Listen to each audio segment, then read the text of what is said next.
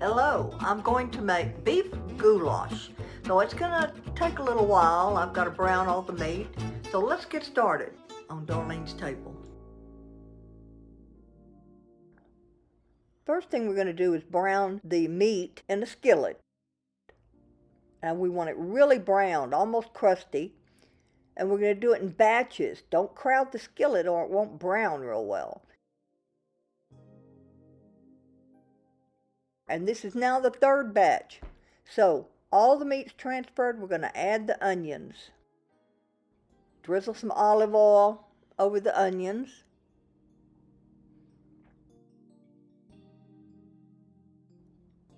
And stir this until it starts to soften up and brown.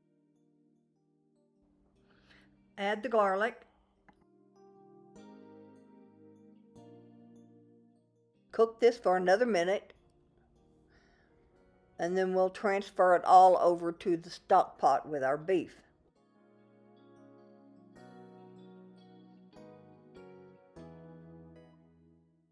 Next, we're going to toast our seasonings.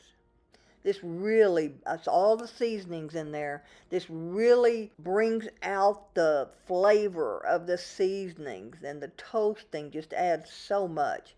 I needed to add just a little bit of oil. Don't want it totally dry. Toast these seasonings for a minute. And we're going to add broth and get all that wonderful seasoning up off the bottom. Make sure we get all of it. Now all of this is going to transfer over to the stock pot as well.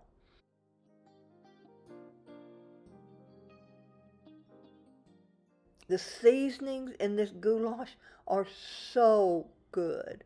I sent some over to my son and he called immediately and said, "What seasonings did you use in this? It's so good."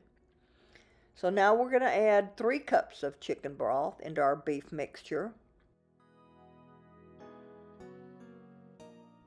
Give it a good stir.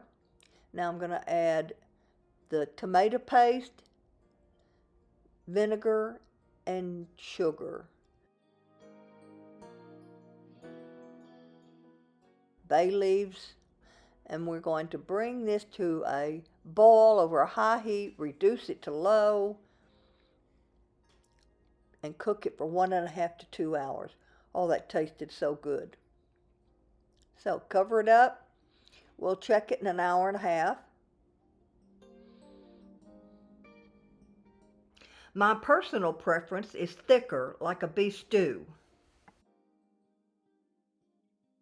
Continue to cook this until it's at the thickness you desire and the meat is very tender.